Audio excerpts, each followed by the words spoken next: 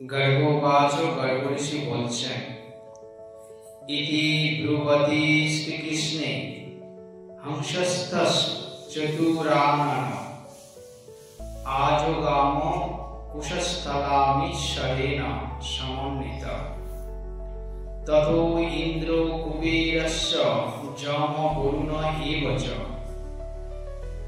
वायुर्वायुशकश्चैव नैऋतश्च निशाकर एते समाजजु राजन्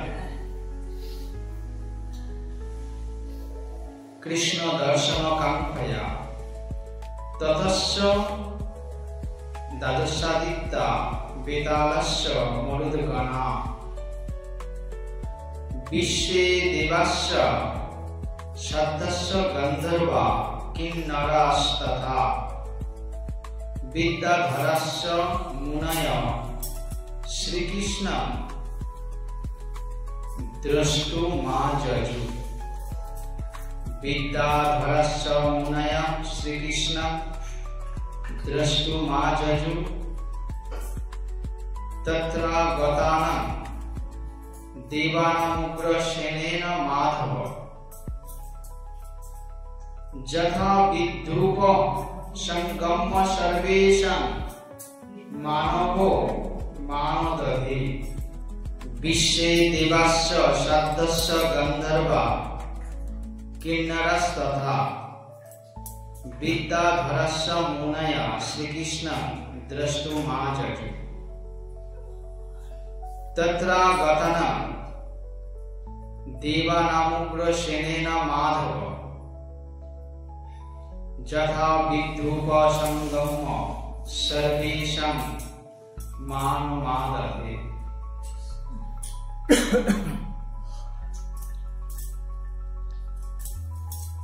आसनेषु उपविष्टेषु सभयं निर्जररेष्ठथ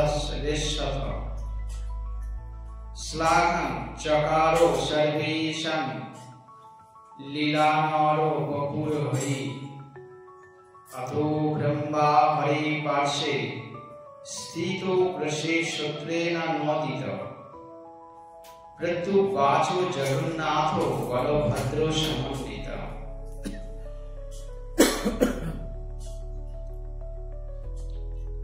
गर्गऋषि बोललेन श्रीकृष्ण এইরূপ যখন কহিলেন শ্রীকৃষ্ণ যখন এই রূপ কহিলেন কোন রূপ কহিলেন অর্থাৎ অশ্বমেধ যজ্ঞের জন্য যখন ভগবান শ্রীকৃষ্ণ তাম্বুল বিটক সহ পাত্র নিয়ে যখন সবাইকে দেখাচ্ছিলেন যারা ভগবান পক্ষীয় অর্থাৎ যাদব তাদেরকে প্রশংসা করে ভগবান বলেছেন যে তোমরা সবাই এক একজন বীর এবং যুদ্ধ বিশারদ তো তোমরা কে আছো যে এই তাম্বুল বিটিকা গ্রহণ করতে পারবে এবং পূর্ণভাবে অশ্বকে রক্ষা করতে সমর্থ আছো কারণ অশ্বমেধের অশ্ব ছাড়া হবে সেই অশ্বকে তো দেখভাল করতে লাগবে যারা যে রাজারা তাকে আটকাবে ধরবে তখন তাদের সাথে যুদ্ধ হবে সেই যুদ্ধ কে করতে পারবে যুদ্ধ বিশারদ না থাকলে তো পারবে না তো সব যাদবরা তখন একে অপরের মুখ দেখা দেখি করছিল কেউ সহসা পেরে উঠছিল না যে কে দায়িত্ব নেবে কারণ শুধু নিলে তো হবে না রাস্তায় একবার বেরোলে এক বছরের জন্য এই সংকল্প নিয়ে বেরোতে হবে এবং সেখানে অনেক যোদ্ধা রাজাদের সম্মুখীন হতে হবে তাদের সাথে যুদ্ধ করার একটা ব্যাপার থাকছে তারপর তো জীবন মরণ তো রয়েছে সেই জন্য সব যাদবরা বীর হওয়া সত্ত্বেও তারা সাহস নিয়ে আগাচ্ছিলেন না কারণ এর আগে যে যজ্ঞটা হয়েছিল সেটা ছিল রাজস্বী যজ্ঞ তো সেই রাজসূয় যজ্ঞে সেখানে প্রদ্যুম্ন ভগবান তিনি এই যুদ্ধের সেনাপতি হয়ে বেরিয়েছিলেন, সমস্ত পৃথিবী জয় করে তিনি ফিরেছিলেন। এখন ভগবান আবার রাজা উগ্রসেনকে দিয়ে এক পৃথিবীর ভার হরণ করার উদ্দেশ্য। ভগবান তো যে কোনো কাজ এমনি এমনি করেন না, আর কোনো একটা উদ্দেশ্যে করেন না। তিনি একটা কাজ করেন, বহু উদ্দেশ্য সাধিত করেন। তার এক কাজের দ্বারা বহু উদ্দেশ্য সাধিত হয়। প্রথম উদ্দেশ্য, সমস্ত পৃথিবীকে রাজসূয় যজ্ঞ করে যত অসুর দানব দুষ্ট ছিল তাদেরকে বধ করিয়েছেন, করে পৃথিবীর ভারকে হালকা করেছেন, অনেকটাই করেছেন। এখন তিনি মনে করছেন সামনে কলিকাল, অতএব দাপর যুগের লোক তো বেশি রাখা যাবে না। তার মধ্যে দুষ্ট দানব অভিশপ্ত যারা আছে, রাক্ষস দৈত্য দানব যারা আছে, তাদেরকেও পরিষ্কার করতে হবে। সব অপরাধের দেহ, রাক্ষস দৈত্য তার এমনি হয় না, সব অভিশাপে হয়। তো তাদেরকেও পরিষ্কার করতে হবে। সেই জন্য কি করতে হবে না, এই যুদ্ধের একটা ছল, রাজসূয় যজ্ঞ, অশ্বমেধ যজ্ঞ, এটা একটা ছল। এই ছলকে আশ্রয় করলো কেন? এটা একটা পন্থা নিয়ে নিলেন। এই পন্থাতে তো কেউ দোষ দিতে পারবে না। আমার ক্ষমতা আছে, আমি রাজসূয় যজ্ঞ করব, আমি তোমাদের সবাইকে জয় করব, ক্ষমতা থাকে আমার সঙ্গে, তোমরা যুদ্ধ করো, করে যেত, না জিতলে আমার বশতা স্বীকার করো, আর হেরে গেলে আমি তোমার বশতা স্বীকার করে নেব। তো এই হচ্ছে নিয়ম। তো ভগবান যে পক্ষে থাকেন, ভগবান যেখানে থাকেন সেখানে জিতবে এই ব্রহ্মাণ্ডে এমন কে আছে? ভগবান যেখানে থাকেন, ভগবান যে পক্ষে থাকেন, ভগবান যে কার্যের পরিচালনা ভার নিয়েছেন সেখানে জিতবে। ভগবানকে টপকে বা ভগবানের প্রেরণকারী দূতকে টপকায় জিতবে এমন স্পর্ধা, শক্তি, সাহস এই ত্রিভুবনে কারো নাই। অতএব ভগবানের উদ্দেশ্য তিনি সাধিত করবেন, কেননা এই বিশ্ব ব্রহ্মাণ্ড তারই সৃষ্টি। বিশ্ব ব্রহ্মাণ্ড তারই সৃষ্টি। কেন সৃষ্টি করেছেন? না, তার এই অনুপরমাণু বিশিষ্ট বিভিন্ন যে জীব রয়েছে, যারা ভালো জীব, তারা যাতে সুখে শান্তিতে বসবাস করে তার আরাধনা করতে পারে, সেজন্য তিনি এই ব্রহ্মাণ্ড রচনা করেছেন। এখন তারা যাতে সুখে শান্তিতে থাকতে পারে, বা তার ভজনকারী যারা, তার আরাধনাকারী যারা, বা সজ্জন ব্যক্তি যারা, তো তাদের এই দুষ্টের দমন আর সৃষ্টের পালন, যিনি সজ্জন হন তাকে তিনি পালন করেন, আর যিনি দুষ্ট হন তাকে তিনি বধ করে দেন। তো চারিদিকে যদি দুষ্ট ভরে যায়, তাহলে সৃষ্টকে বা সজ্জন ব্যক্তির বেঁচে থাকা অনেক কষ্টকর হয়ে ওঠে। সেক্ষেত্রে তখন তিনি করেন দুষ্টের দমন, সৃষ্টের পালন। তার জন্য একটা ছলের আশ্রয় নেন। হ্যাঁ, যে কোনো একটা পন্থাকে অবলম্বন করে নিয়ে সেটাকে কেন্দ্র করে তিনি পৃথিবী পরিষ্কার করেছেন। প্রথমত রাজসূয় যজ্ঞ করে, তারপরে তিনি এখন ঠিক করেছেন অশ্বমেধ যজ্ঞ করবেন। তার মানে অশ্বমেধ যজ্ঞ করতে গেলেও এর পরেও যে কটা গজিয়েছে বা কোণে কাছে বা আড়ালে আবডালে যারা লুকিয়ে রয়ে গেছে, বাদ পড়ে গেছে, সর্বমাত্র পদ সব জায়গায়, তাদেরকে ব্যবহার করে যাদেরকে রাখার মনে করবেন তাদের রাখবেন, আর যাদের রাখার মনে করবেন না তাদের রাখবেন না। রেখে কি করবেন? এক কাজে তিনি বহু উদ্দেশ্য সাধিত করেন। পৃথিবীর ভার হালকা করা, সমাজকে দূষণ থেকে পবিত্র করা, দূষিত সমাজকে পবিত্র করা, সমাজের শান্তির শৃঙ্খলাকে বজায় রাখা, ভক্তকে, সজ্জন ব্যক্তিকে, নিজজনকে শান্তি ফিরিয়ে দেওয়া, তাদের ভজন উপযোগী পরিবেশ করে দেওয়া, এবং যারা অসুর দানব দুষ্ট আছে এরা বিভিন্ন অপরাধের দ্বারা এসব জন্ম পেয়েছে, বা এরা যারা অপরাধ ছাড়াই এসছে, এই উভয় পক্ষকে বধ করে তাদেরকে তাদের আত্মার সদ্গতি করে দেওয়া। দেখা চোখে তিনি বধ করছেন, কিন্তু তার হাতে বধ হওয়া মানে তো তার আত্মার সদ্গতি হয়ে যায় না। তো তার আত্মার সদ্গতি হয়ে যাচ্ছে। এইভাবে তিনি একটা কাজের উদ্দেশ্যে তিনি অনেকগুলো কার্য সাধিত করছেন। আর একটা জায়গায় রাজা উগ্রসেন, এটা যে তারই শাসনাধীনে এই উগ্রসেন বিরাজমান, এবং উগ্রসেনকে দিয়েই তিনি একচ্ছত্র সম্রাটের ঘোষণা করছেন যে রাজা উগ্রসেন একচ্ছত্র সম্রাট, একচ্ছত্র রাজা, তার শাসন সবাইকে মানতে হবে। পৃথিবীর যে কোণাতে যে থাকো না কেন, রাজা উগ্রসেনের সামনে কেউ কিছু না, এটা তিনি প্রমাণ করাতে চাইছেন।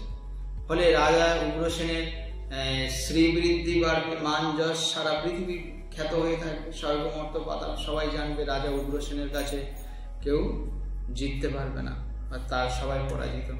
কারণ রাজা উগ্রসেনকে পরিচালনা করছেন স্বয়ং ব্রহ্মাণ্ডপতি ভগবান শ্রীকৃষ্ণ। তো ভগবান শ্রীকৃষ্ণ যার পরিচালনা করেন, তাকে হারাবে বা সে হারবে এ ভাবনা আমাদের কোনোভাবেই আসা উচিত নয়। তাই ভগবান যখন এই তাম্বুল বিটিকা নিয়ে ঘুরছিলেন, তখন স্বয়ং তার নাতি, কোনো যাদবরা আগিয়ে আসেনি, স্বয়ং তার নাতি অর্থাৎ নাতিকে ভগবানের প্রথম পাটরানী দ্বারকার বা প্রথম রানী রুক্মিণী, রুক্মিণীর ছেলে হচ্ছে প্রদ্যুম্ন, সবাই বিষ্ণু অংশে আবির্ভূত। এই প্রদ্যুম্ন ইনি আপনার রাজসূয় যজ্ঞ সেনাপতিত্বের দায়িত্ব ছিলেন, এনার দ্বারা রাজসূয় যজ্ঞ সম্পন্ন হয়েছে। এখন তিনি অশ্বমেধ যজ্ঞ করছেন। সেই প্রদ্যুম্নের ছেলে অনিরুদ্ধ তিনি আগিয়ে এসে ভগবানের হাত থেকে তাম্বুল বিটিকা গ্রহণ করলেন। গ্রহণ করে বললেন, আমি এই দায়িত্ব গ্রহণ করলাম। যদি আমি মনে প্রাণে কায় মনোবাক্যে আমি এই সংকল্প গ্রহণ করছি যে আমি যথেষ্টভাবে, আমি আমার প্রাণ থাকতে আমি ঘোড়াকে উদ্ধার করার চেষ্টা করব। প্রাণ না থাকলে তো ঘোড়া উদ্ধার করতে পারবো না। কেউ যদি ঘোড়া আটকায়, অশ্বমেধের ঘোড়া ছাড়া হবে, তো ঘোড়াকে যদি কেউ আটকায়, আমি আমার জীবন দিয়ে সেই ঘোড়াকে সেখান থেকে ছাড়িয়ে আনার ব্যবস্থা করব। আর না হলে তিনি অনেকগুলি সংকল্প করেছেন যে এই পাপ, ওই পাপ, সেই পাপ, দুনিয়াদারি অনেকগুলি পাপের কথা বলেছেন। এই পাপের ভোগী হয়ে আমি পাপ ভোগ করব, যেহেতু আমি কথা রক্ষা করতে পারিনি। তখন কৃষ্ণচন্দ্র বললেন, হে অনিরুদ্ধ, 1 বৎসর অশ্বকে ক্ষত্রিয়গণ হইতে রক্ষা করিয়া পুনরায় এই স্থানে উপস্থিত হও। অর্থাৎ 1 বছর ধরে এই ঘোড়া ঘুরবে, সারা পৃথিবীর কোণে কোণে ঘুরবে, সে যত প্রান্তে হোক। কারণ পৃথিবীর পুরো কোণে কিন্তু মানুষ পৌঁছাতে পারে না।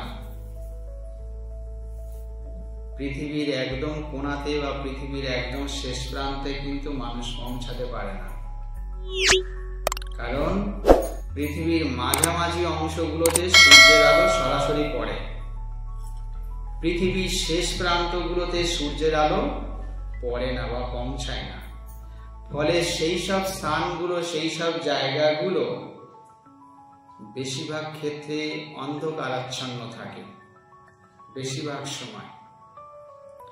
তো সেই অন্ধকার জায়গায় যারা অন্ধকারের জীব, অন্ধকারের প্রাণী, ভগবান তাদেরকে জন্ম দিয়েছেন, তারা সেই সব জায়গায় বিরাজ করছে। আমাদের মতো মানুষদের জন্য অন্ধকার জায়গা বসবাসের উপযোগী নয়। তাই সেখানে যারা বসবাস করতে পারবে, সেখানে অসুর, দৈত্য, দানব, তারা সব ঐশ্বরিক শক্তি সম্পন্ন। তারা আমাদের মতো মানুষের রূপে থাকতেও পারে, নাও থাকতে পারে। ফলে অক্সিজেন না হলে আমাদের মতো তারা মরে যায় না, তারা ঠিক বেঁচে থাকে। বরফ পড়ে থাকে, পৃথিবীর শেষ প্রান্তগুলো সব বরফে ঠান্ডা হয়ে আছে, অন্ধকার, সূর্যের আলো না পৌঁছালে সেখানে ঠান্ডা পরিবেশ। তো সেই সব জায়গায় কি হচ্ছে না, সেই সব জায়গায় ভগবান তাদেরকে জন্ম দিন যারা সেই সব পরিবেশে থাকতে পারে, বাকি অন্যরা তো ওইসব পরিবেশে থাকতে পারবে না। তো সেখানে আমাদের এই সাধারণ মানুষ থাকতে পারে না, তাহলে সেই সব জায়গায় যুদ্ধে জয়লাভ করতে হবে। তার জন্য দরকার যথেষ্ট শক্তি, বুদ্ধি, যুদ্ধের জ্ঞান।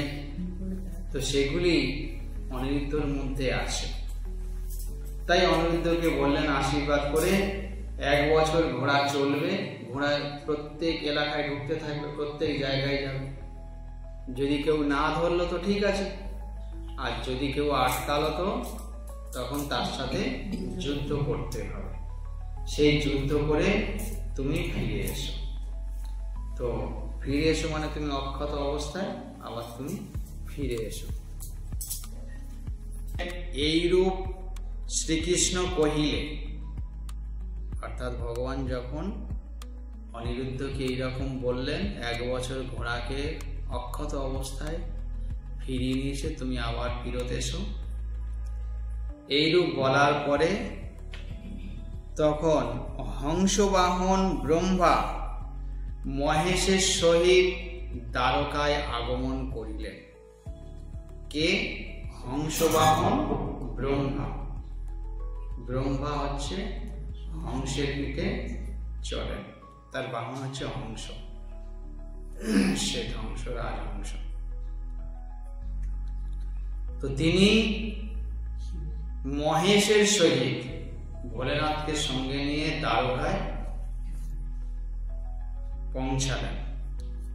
তৎপশ্চাৎ ইন্দ্র, কুবের, যম, বরুণ, বায়ু, বহ্নি, নৈরিত ও নিশাকর, হে রাজন, কৃষ্ণ দর্শন লালসায় ইহারাও সমাগত হইলেন।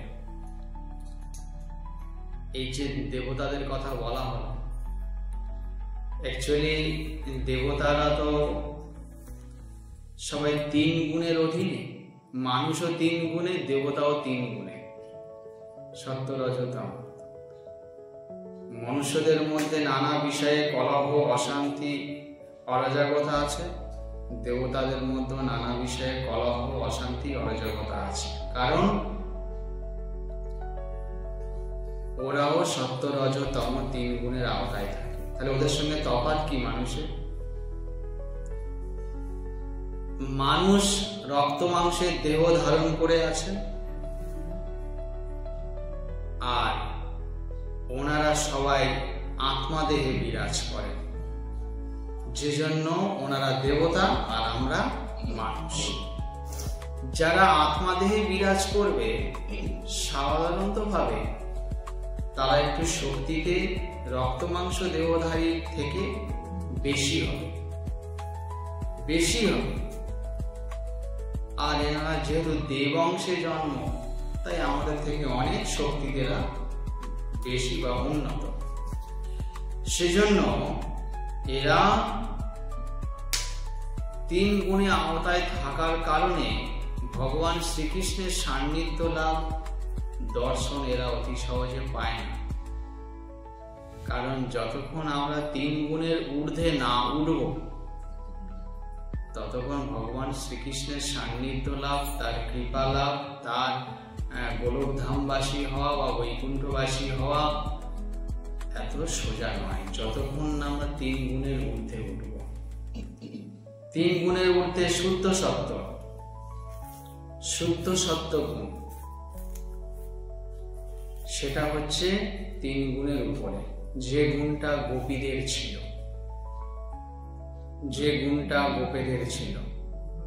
গোপীদের যে গুণ ছিল, যে ভাব, যে মন নিয়ে তারা ভালোবাসত ভগবানকে, সেটা ছিল শুদ্ধ সত্য গুণ। ওই ভাব যতক্ষণ আমাদের ভিতরে না আসবে, ওই ভাব যতক্ষণ আমাদের ভিতরে না আসবে ততক্ষণ আমরা কেউ শুদ্ধ সত্য হতে পারবো না।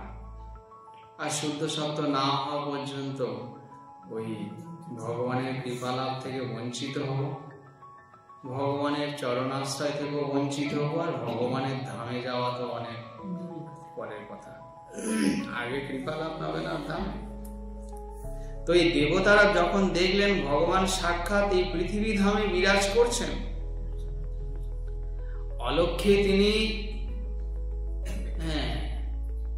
অলক্ষ্যে তিনি প্রত্যেক অনুপরমাণুর মধ্যে বিরাজ করছেন, যেটা দেখার মতো আমাদের শক্তি নেই। হয়তো সাধন ভজন করলে কিছুটা অনুভব করতে পারতাম বা পারা যেত বা পারা যায়, কিন্তু সেটা যতক্ষণ না হয় ততক্ষণ পর্যন্ত আমরা কেউ সেটা বুঝতে পারবো না। তাই দেবতারা ইন্দ্র, কুবের, যম, বরুণ, বায়ু, নৈরিত, নিশাকর এরা সবাই ভাবলেন ভগবান এত কাছে পৃথিবী ধামে বিরাজ করছেন, তার জন্য তো দর্শন করতে আমাদের গোলক বৈকুণ্ঠে যেতে পারছে না, গোলক বৈকুণ্ঠ ওইভাবে আমরা যেতে পারি না, তাহলে আমরা শীঘ্রই চলো যাই দ্বারকায় গিয়ে আমরা ভগবানকে দর্শন করে আসি। প্রথমে ব্রহ্মা আসলেন, শিবকে সঙ্গে নিয়ে বলে চলো ভগবানকে দর্শন করে আসি, নমস্কার করে আসি। তারপরে ইন্দ্র, বরুণ, চন্দ্র, যম এরা সবাই আসলেন। অনন্তর শ্রীকৃষ্ণ দর্শনার্থ দ্বাদশ আদিত্য, বেতাল, মরুদগণ, বিশ্বে দেবগণ, সাধ্য, গন্ধর্ব, কিন্নরগণ, বিদ্যাধর ও মুনিগণ আগমন করিলেন। কৃষ্ণ উগ্রসেনের সহিত সভায় সমাগত দেবগণের যথাবিধি সৎকার করিয়া মানবর্ধন করিলেন। দেবগণ সভাস্থ আসনে সমাসীন হইলে লীলা নরবিগ্রহ হরি সকলের প্রতি সমান প্রদর্শন করিলেন। রাজা উগ্রসেন এই দেবতারা এসছে বলে তাদের সঙ্গে ইনি কোনো খারাপ ব্যবহার করেন, কেননা তিনি দেখেছেন তার সভায় যখন সমস্ত দেবতারা এসছেন তিনি তাদের যথা বিচারে রাজা উগ্রসেন যখন দেখলেন তার রসসভায় সমস্ত দেবতারা এসে অলঙ্কৃত করেছেন, এবং তিনি তখন কি করলেন, সমস্ত দেবতাদের যথাযথ সম্মান প্রদর্শন করলেন, ওই যে আচার বিচার মেনে করে তাদের উত্তম আসন দিলেন, তারা সবাই বসলেন। ভগবান শ্রীকৃষ্ণ তাদের সবার প্রতি সম্মান প্রদর্শন করলেন। অনন্তর ইন্দ্রের ইঙ্গিতে ব্রহ্মা বলরাম সমন্বিত কৃষ্ণের পার্শ্বে উপবিষ্ট হইয়া তাহাকে বলিতে লাগিলেন। এবং সেই সময় ইন্দ্রের দেবরাজ ইন্দ্র তিনি কিছু একটা ইঙ্গিত করলেন। সেই ইঙ্গিতে ব্রহ্মা যেখানে বলরাম কৃষ্ণ বিরাজমান ছিলেন সেই পাশে গিয়ে ব্রহ্মা বসলেন এবং কিছু বলার চেষ্টা করলেন। ব্রহ্মা বলছেন, ব্রহ্মোবাচ পৌত্রস্তে বালক কৃষ্ণ রাজন্যে ভস্য পালন কঠিনং শ্যাম কর্ণস্য করিষ্যতি কথং হরে মাতং প্রেষয় তস্মাত্তং রক্ষণায় হয়স্য বৈ বিঘ্নস্য বহব সন্তি প্রদ্যুম্নং প্রেষয়স্য চ সংকর্ষণং বা গোবিন্দ রক্ষ তমুথবা ভয়ং ইতি তদ বচনং শ্রোতা নিজ গো প্রহসন হরি।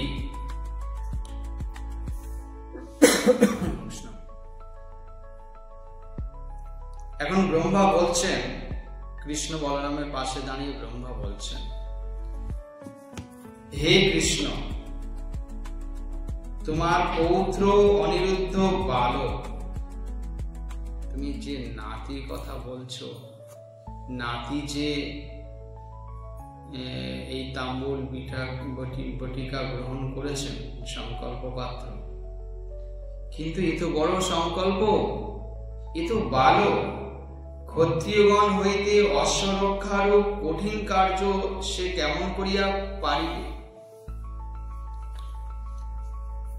দেশে অনেক বড় বড় ক্ষত্রিয়রা বিরাজমান, অনেক বড় বড় যুদ্ধ বিশারদ তারা বিরাজমান, তাদের কাছ থেকে ক্ষত্রিয় রক্ষা করতে, এই অশ্বকে রক্ষা করতে পারবে তো? হে হরে, তাহাকে অশ্ব রক্ষায় প্রেরণ করিও না। ভগবানকে বলছেন, হে প্রভু, আমার মনে হয় বা আমাদের মনে হয় তাকে এই দায়িত্ব না দেওয়া হোক, বিঘ্ন বহু আছে, অতএব প্রদ্যুম্ন কিংবা বলরামকে প্রেরণ করো। আগে প্রদ্যুম্ন ভগবান গেছিলেন, তিনি অনেক পারদর্শী ছিলেন, কিন্তু প্রদ্যুম্ন হাজারো পৌত্র বলছে নাতি, তিনি কতটা পেরে উঠবেন এই বিষয়ে তিনি ভালো। এই অশ্বরক্ষার কাজে কিন্তু অনেক বিঘ্ন আছে, সেই বিঘ্ন থেকে অশ্বকে রক্ষা করা এবং নির্বিঘ্নে নির্দ্বিধায় সেখান থেকে নিজেকে ফিরিয়ে আনা, এটা কিন্তু অত সহজ কার্য নয়। তাই হয় প্রদ্যুম্নকে প্রেরণ করুন, না হয় প্রভু বলরামকে প্রেরণ করুন।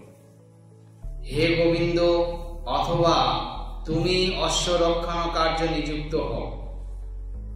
ব্রহ্মা নিজেই বলছেন, আপনি নিজেই, তুমি নিজেই এই কাজে যুক্ত হও, নাহলে সম্ভব হবে না। ব্রহ্মার এই বাক্য শুনিয়া ভগবান হরি হাসিতে হাসিতে বলিতে লাগিলেন। এখন ভগবানের পৌত্র তো সেখানে ব্রহ্মা শিবের স্বাভাবিক দয়া লেগেছে, এ বাচ্চা বালক, একে কি এই কাজ দেওয়া কি ঠিক হবে, কি পেরে উঠবে? শ্রী ভগবান তখন বলছেন, অনিরুদ্ধ হঠাৎ জাতি মন্নিষেধং ন মন্নতি তস্মাত্তন্নিকটে গতা নিষেধং কুরু যতনত। কৃষ্ণস্য বাক্য মাকর্ণ বিধিশ্চন্দ্র সমন্বিত যজো নিবারণার্থায় নিরুদ্ধম কৃষ্ণের নন্দনম। যদা গতৌ সমীপে তু শূরজ্যেষ্ঠ কলানিধি বিগ্রহে ঝনিরুদ্ধস্য সদ্যস্তো লীনতাং গতৌ। বহুভূর্বিস্মিতা সর্বে শিব শত্রুদ্বয়া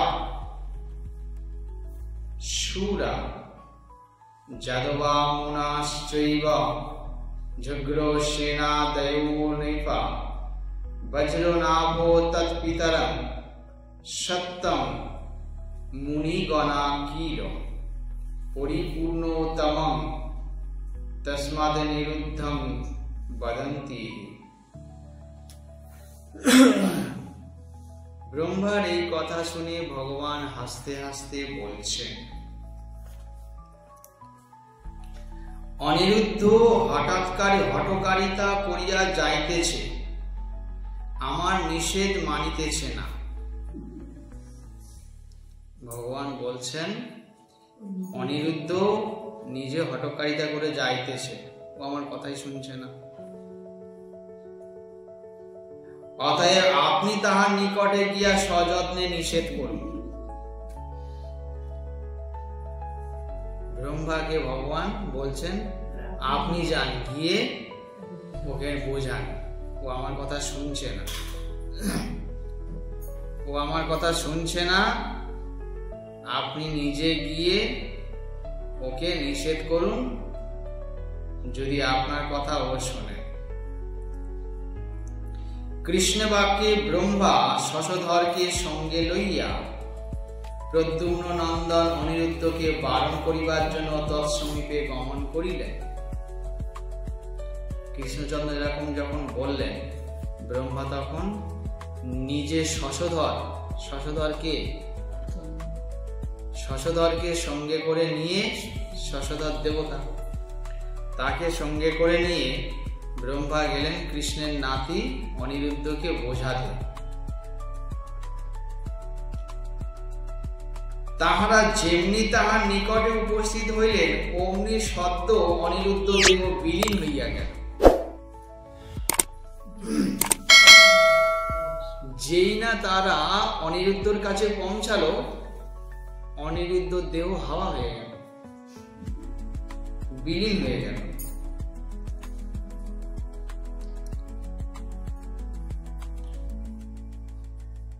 শিব সত্রাদি দেবতাগণ ও যাদব মুনি উগ্রসেনাদি রাজগণ বিস্মিত হইলেন। শিব সমেত দেবরাজ ইন্দ্র, যাদব মুনিগণ, উগ্রসেন রাজা, এরা সবাই বিস্মিত হলেন। সর্বনাশ, এ কোথায় গেল? বিলীন হয়ে গেল। হে বজ্রনাভ, এই জন্য তোমার পিতা অনিরুদ্ধকে মুনিগণ সত্য সত্যই পরিপূর্ণতম বলিয়া থাকেন। একটু আগে জিজ্ঞেস করছিলেন না অনিরুদ্ধ ছেলেকে, আমি বললাম বজ্র, আর এখন গর্গ ঋষি বজ্রকে তাদের পিতার উপরে যিনি ছিলেন পিতামহ, তারা কি করেছেন দাদু, সেই সব কাহিনীগুলো বলছেন। যে বিলীন হয়ে গেল, মিলিয়ে গেল, হাওয়া হয়ে গেল। হে বজ্রনাভ, এই জন্য তোমার পিতা অনিরুদ্ধকে মুনিগণ সত্য সত্যই পরিপূর্ণতম বলিয়া থাকেন। গর্গ ঋষি বললেন,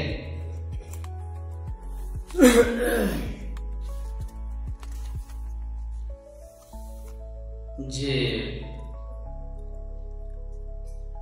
অতগ্র সেন নিপতি সভা তলাদুত্থায় কৃষ্ণ মনসা প্রণম্য চ শান্তপুরম সুন্দর রত্ন বেষ্টিত জগাম রাজন ক্রতু কৌতুকাবৃতা গতা জন্তপুরী রাজা সুরেন্দ্র সদনপমে পর্যঙ্কস্থান রুচিমতি শচিতুল্য বরাননা। গর্গ ঋষি তখন বলছেন, হে রাজন, অনন্তর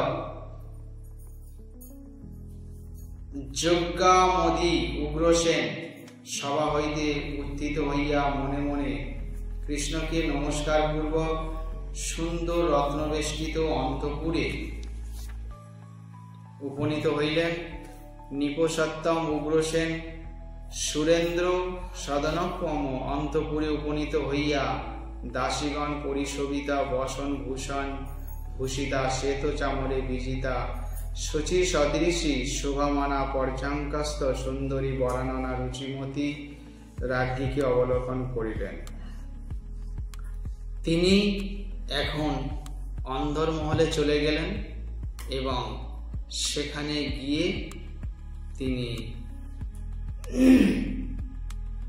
যে রানী রুচিমতী তাকে বললেন এবং তার দিকে তাকালেন, হে রাজন, তথায় যাদবেশ্বর মহিষী স্বীয় স্বামীকে সমাগত দেখিয়া যথাবিধি আদর করিলেন।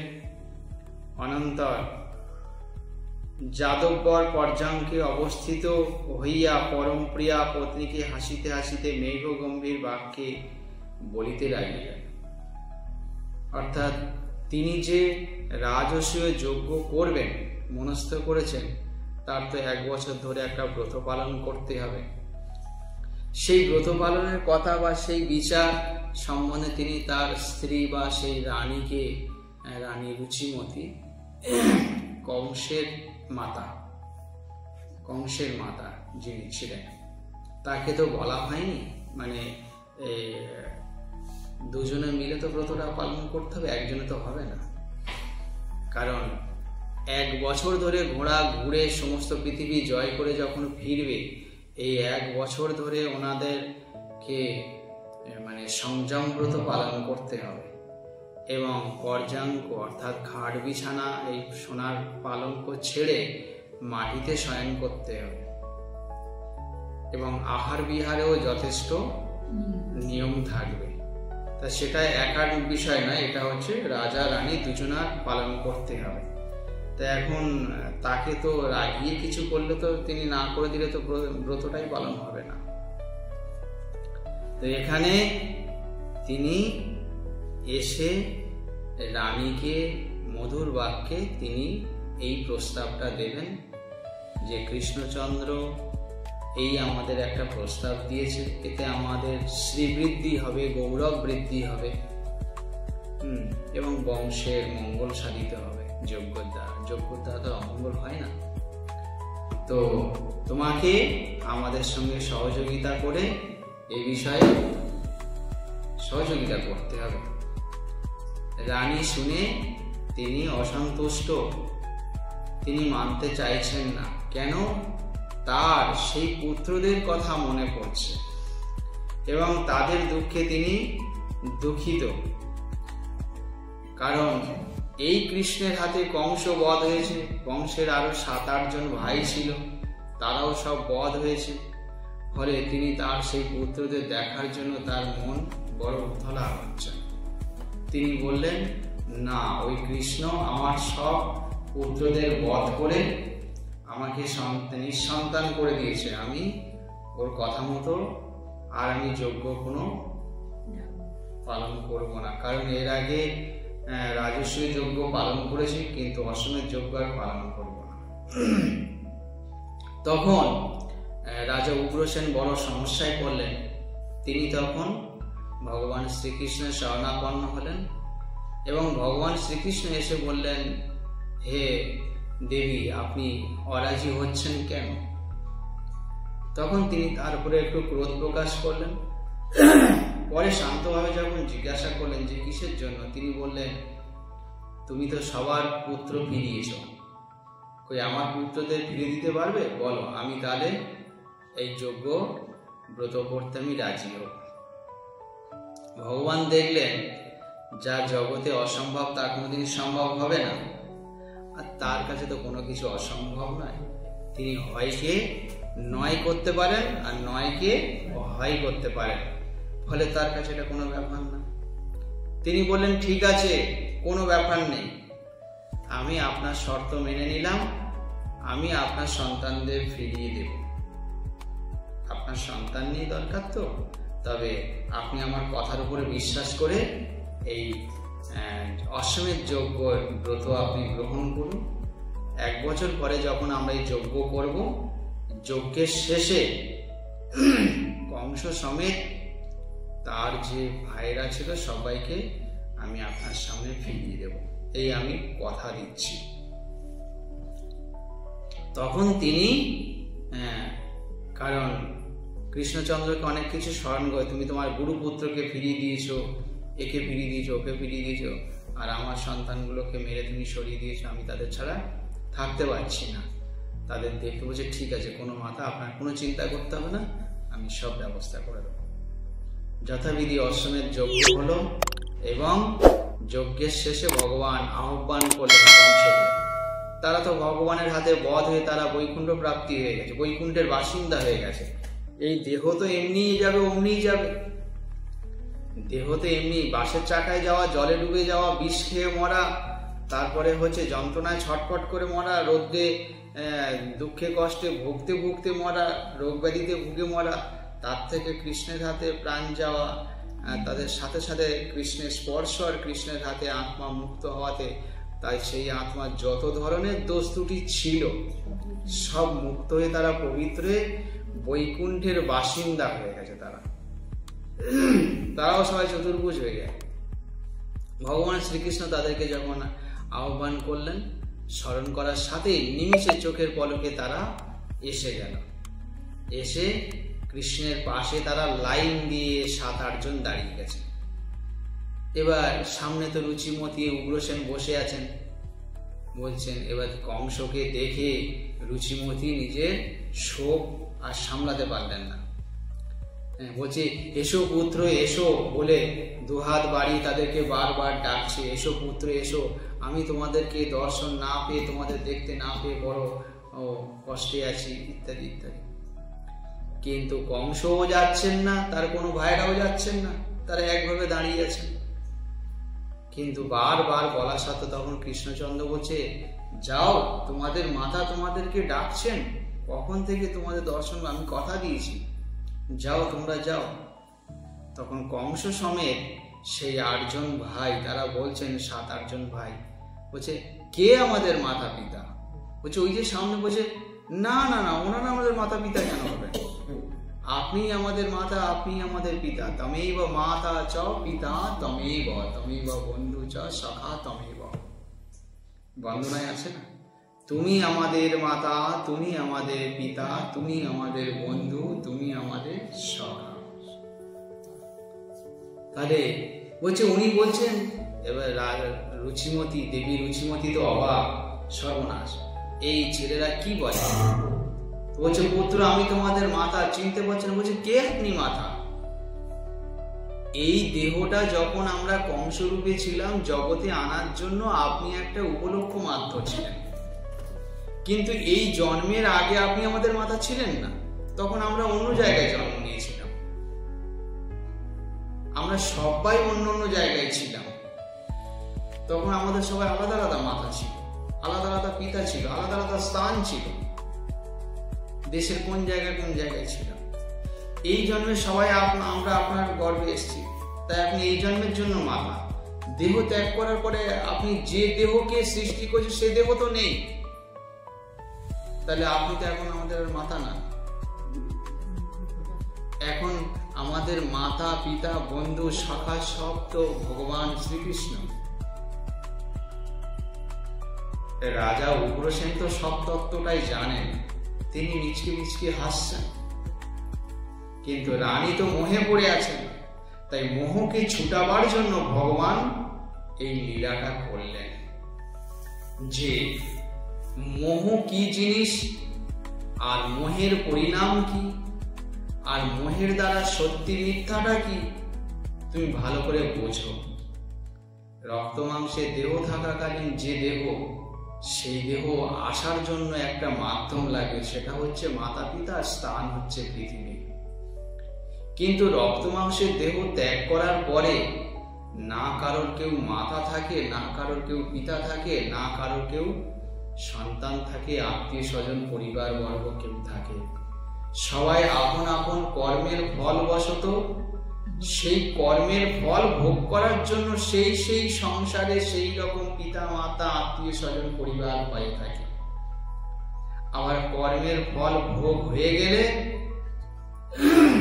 তারা দেহ ত্যাগ করেন, করে আবার ইহজন্মে যে কর্মগুলো করলেন তার উপরে বিচার করে আবার নতুন পিতা মাতা, নতুন দেহ, নতুন জায়গা, নতুন জন্ম ওই আত্মাগুলো আবার লাভ করবে।